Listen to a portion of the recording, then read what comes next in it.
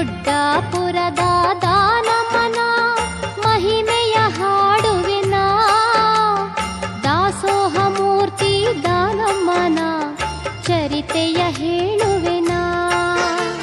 ಶಿವಲೀಲೆ ಶಿವ ಮಹಿಮೆ